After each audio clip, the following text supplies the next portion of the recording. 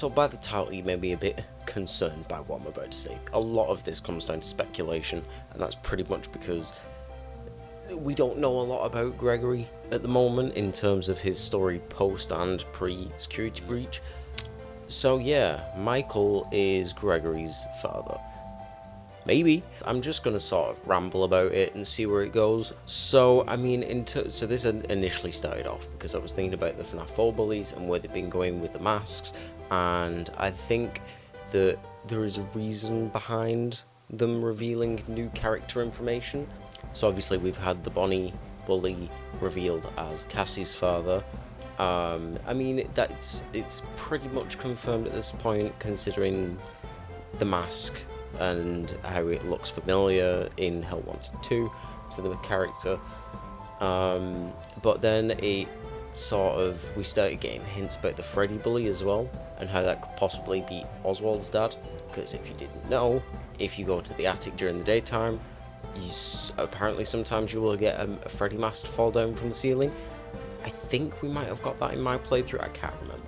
But there is also some other information, the fact that Cassie's dad is a Fazbear technician, and the fact that Oswald's dad also works at the mill, which has a lot of Five Nights at Freddy's characters sat outside, possibly specifically Edwin Murray characters. So either the mill is the FEDC, the Fazbear Entertainment Distribution Centre from the books, or it's a warehouse at Murray's Costume Manor. Either way, it's a Fazbear location. It's said that he works on the arcade machines, so there's a decent chance that Oswald's dad was also a Fazbear technician. And we've not got the information on the Chica Bully yet, but I'm suspecting if we follow the same lines, it's telling us something about the character we already knew about, which is the Foxy Bully, Foxy Bro, whatever you want to call it, Michael Afton. If we're getting the information from each of the other three characters and they're all lining up, it's telling us something about the character we already knew about. And obviously we already knew Michael ends up being heavily involved in Fazbear Entertainment, because of course he does. I think the information that it could be trying to tell us is that the rest of these characters are fathers.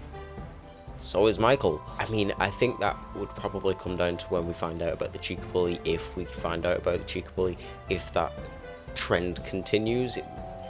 I think it's pretty safe to say it's hinting at something. It's suggested that the Balloon World arcade machine is what is tying Gregory to Glitchtrap, because one of the only things we really know about from the information we've got is that he was possessed by the Glitchtrap mimic virus at some point, and then was freed from it. I think it is safe to say that there is a reason Balloon Boy is the character they went with to represent Gregory. So, in the Staffbot silo, the Mimic probably wrote all those notes. There's no evidence of that at the moment. It's a bit... we don't know where that all came from.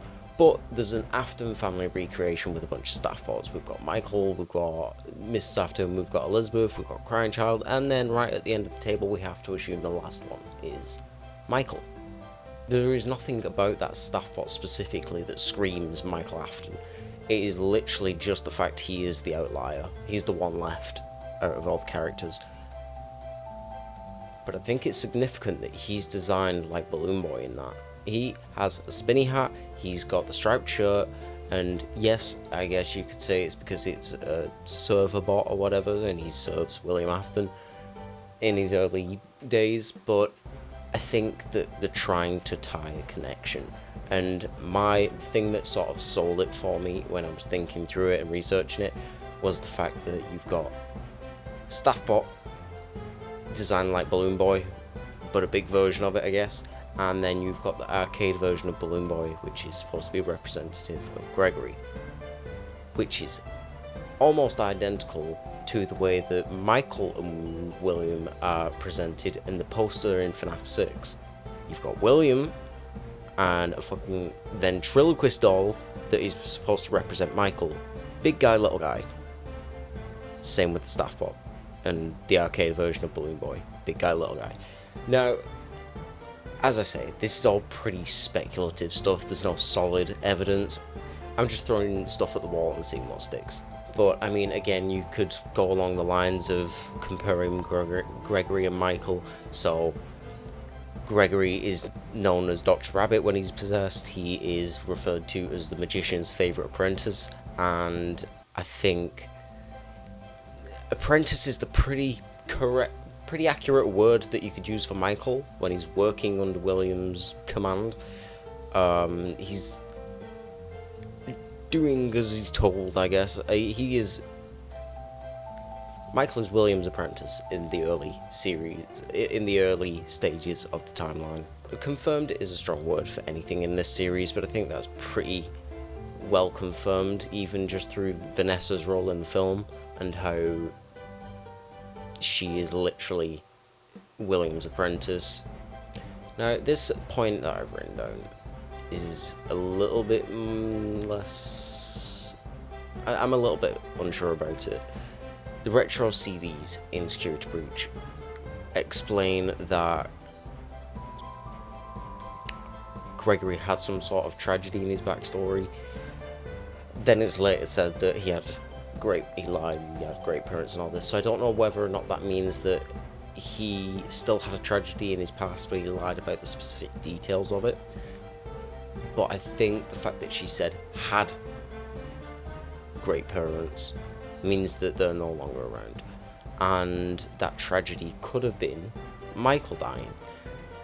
If the people have speculated whether Security Breach is 2025 or 2035, I am more inclined to say 2025, because 2035 seems like a massive gap in the timeline, and to me it seems like it would line up a lot better if Gregory and Cassie are 11 in 2025.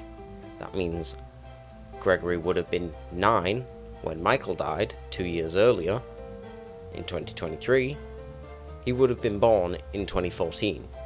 Pretty significant year in the FNAF community, because that's the year the first game came out, and the second.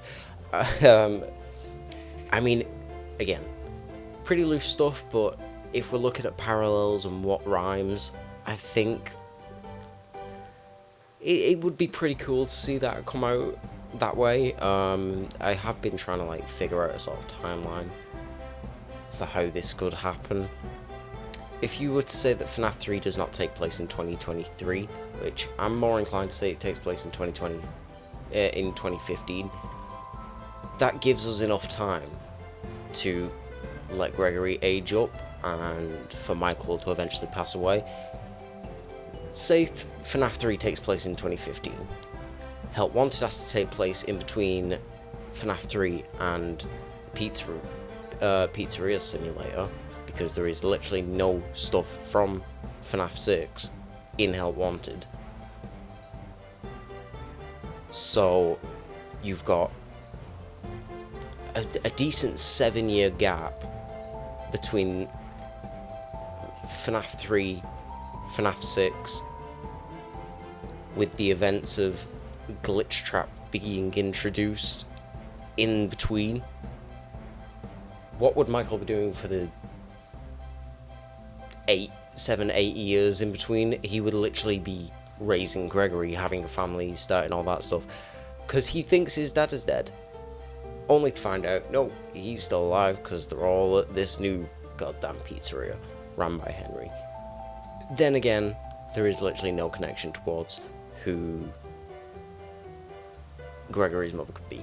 But in saying that, we have no information on the character whatsoever, so who knows?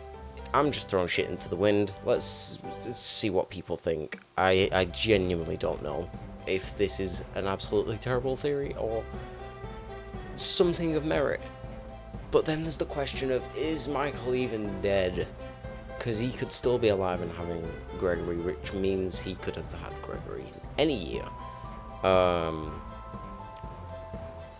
Is he alive? There's emails in FNAF AR that suggest he's alive. There's a room in Security Breach that looks identical to his house in sister location. It's tricky. But I think it comes down to the FNAF 4 bullies. I think if we get information on Chica, and they're also apparent in the series to a character that is either going to be introduced or is already introduced,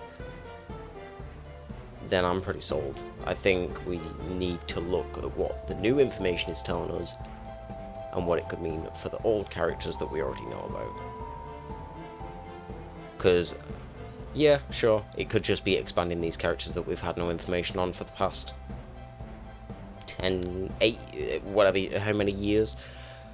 But at the same time, I think it is trying to tell us something. I could be completely wrong though, which is the whole point of theorising in this community. So, those are my ideas.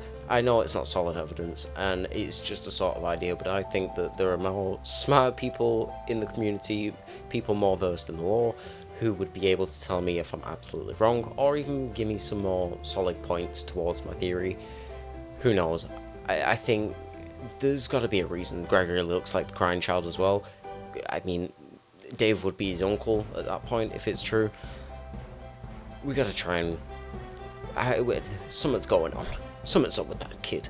I don't know. I think I'm just wanting more information on the character. I think I'm grasping for straws at this point. On some sort of backstory to him, some sort of connection to the rest of the main series. And that could be me just not being satisfied with the game and the story that it told.